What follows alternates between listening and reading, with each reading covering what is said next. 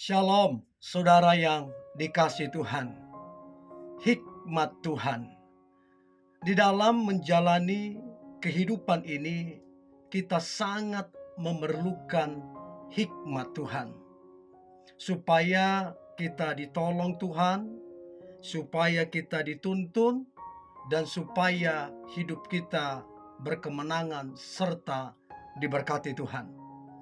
Kalau kita baca dalam Amsal pasal pertama, ayatnya yang 20 sampai ayatnya 23. Amsal pertama ayat 20 sampai ayat 23. Demikian firman Tuhan. Hikmat berseru nyaring di jalan-jalan, di lapangan-lapangan, ia memperdengarkan suaranya. Di atas tembok-tembok ia berseru-seru. Di depan pintu-pintu gerbang kota ia mengucapkan kata-katanya. Berapa lama lagi, hai orang yang tak berpengalaman, kamu masih cinta kepada keadaanmu? Pencemooh masih gemar kepada cemooh, dan orang bebal benci kepada pengetahuan. Berpalinglah kamu kepada teguranku. Sesungguhnya aku hendak mencurahkan isi hatiku kepadamu dan memberitahukan perkataanku kepadamu. Saudara yang dikasihi Tuhan, dikatakan hikmat itu berseru-seru. Dia berseru di jalan, ia berseru di lapangan, ia berseru di depan pintu-pintu gerbang kota. Dia berseru kepada orang-orang yang kurang berpengalaman atau tak berpengalaman. Dia berseru juga kepada orang-orang yang bodoh, saudara. Hikmat itu sangat penting. Kalau kita baca dalam Pengkhotbah pasal 7 ayat yang ke-19, firman Allah yang hidup. Orang bijaksana lebih kuat daripada 10 penguasa kota. Jadi dalam terjemahan firman Allah yang hidup dikatakan, orang yang bijak, orang yang berhikmat, dia lebih kuat daripada 10 penguasa kota. Nah, kita bisa membayangkan siapakah orang kuat di kota. Ya, siapakah orang berpengaruh di kota? 10 orang kuat di kota akan ditaklukkan, bahkan lebih kuat orang yang berhikmat. Jadi hikmat ini nggak main-main, saudara. Hikmat Tuhan akan membuat orang tersebut bahagia, damai sejahtera, kemudian berhasil, bahkan hidup dalam berkat Tuhan. Nah, untuk itu kita butuh hikmat Tuhan. Orang miskin butuh hikmat Tuhan. Orang bodoh butuh hikmat Tuhan.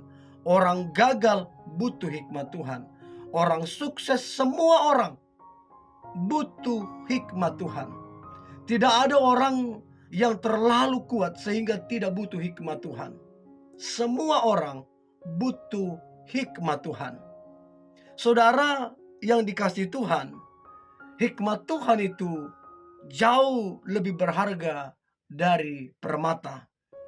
Hikmat Tuhan memberikan kehidupan, bukan hanya sebagai kita bertahan saja dalam hidup ini, tetapi dia memberikan kehidupan yang nyata.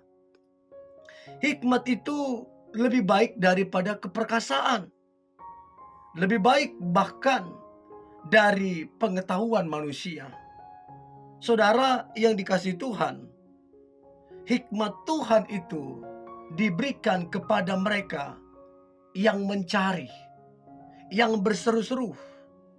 Bukan hasil dari kekuatan kita, bukan hasil dari belajar kita, tapi itu pemberian daripada Tuhan sendiri. Dikatakan begini, hikmat, ya, permulaan daripada hikmat adalah takut akan Tuhan. Jadi orang yang takut akan Tuhan akan dipenuhi oleh hikmat Tuhan. Jadi saudara yang dikasihi Tuhan, hikmat itu datang kepada mereka yang sungguh-sungguh takut akan Tuhan. Nah, kalau kita belajar tentang Salomo, bagaimana Salomo ini memiliki hikmat Tuhan, dan para pembesar-pembesar, para petinggi-petinggi, para raja-raja, bahkan orang-orang jauh datang hanya untuk mendengar dan melihat hikmat Salomo. Dan mereka datang membawa upeti, sehingga Salomo kian lama kian kaya karena dia punya hikmat Tuhan. Jadi hikmat Tuhan itu penting sekali. Hikmat itu tidak murahan, saudara. Hikmat itu sangat mahal dan tidak bisa dibeli. Dan itu diberikan percuma kepada mereka yang takut akan Tuhan. Saudara, ada beberapa kepentingan atau pentingnya hikmat Tuhan itu. Yang pertama, hikmat itu bermanfaat mengarahkan hidup kita. Berapa banyak orang salah jalan, tersesat. Nah, hikmat itu perlu di situ, sehingga kita tidak salah jalan, kita tidak tersesat di dalam hidup ini. Hikmat itu menempatkan kita kemudian menjadi orang yang bertanggung jawab di hadapan Tuhan. Artinya kita tidak sembarangan. Kita dalam mengerjakan segala sesuatu, kita bertanggung jawab di hadapan Tuhan. Sehingga hasil dari tanggung jawab itu hasilnya luar biasa. Itu hebatnya hikmat Tuhan.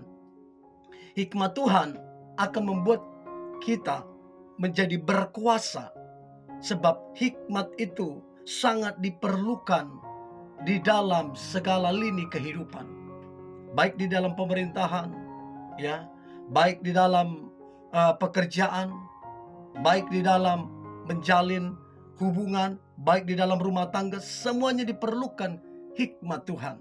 Sehingga kita punya impact, kita punya dampak, dan kita punya kuasa. Jadi orang yang berhikmat, orang itu punya power yang begitu luar biasa. Bahkan hikmat Tuhan akan membawa kepada promosi. Orang yang dipenuhi hikmat Tuhan, hidup orang itu akan dipromosikan Tuhan. Tuhan sendiri yang akan membuka jalan. Tuhan sendiri yang akan mempertemukan dari satu orang kepada orang yang lain. Dan kemudian Tuhan sendiri yang akan mengangkat naik ke atas. Sebab memang hikmat Tuhan itu powerful banget. Saudara yang kasih Tuhan, tidak ada di antara kita yang terlalu pintar sehingga kita tidak perlu hikmat Tuhan. Sepintar apapun kita, sehebat apapun kita butuh hikmat Tuhan. Karena orang pintar bisa salah, orang hebat bisa jatuh. Tapi orang berhikmat disertai Tuhan, ditolong Tuhan, dituntun Tuhan. Jadi adalah rugi sekali kalau kemudian kita tidak sungguh-sungguh mencari hikmat Tuhan itu. Saudara yang dikasihi Tuhan, hiduplah karena hikmat Tuhan. Hikmat itu akan membuat kita cakap dalam hidup. Hikmat itu akan membuat kita menjadi sangat bijaksana dalam hidup. Dan perjalanan hidup kita akan penuh dengan hal-hal yang ajaib. Dan saya berdoa, biarlah hikmat Tuhan turun atas kita sepanjang tahun ini, bahkan sampai selama-lamanya. Dan saya percaya saudara, hikmat Tuhan itu akan membawa kita kepada perkenanan Tuhan. Karena memang dasar untuk orang berhikmat adalah takut akan Tuhan. Jadi kalau kita sungguh-sungguh takut akan Tuhan, Tuhan berkenan, Tuhan sertai, Tuhan tolong, Tuhan tuntun, dan Tuhan kemudian memberkati kehidupan kita. Dan saya berdoa, biarlah hikmat yang ajaib itu, yang menjadikan Salomo menjadi orang yang luar biasa, hikmat yang sama juga ada pada saya dan ada pada saudara. Tetaplah semangat saudara, dan saya percaya hikmat Tuhan itu nyata atas kita. Tuhan Yesus memberkati. God bless you.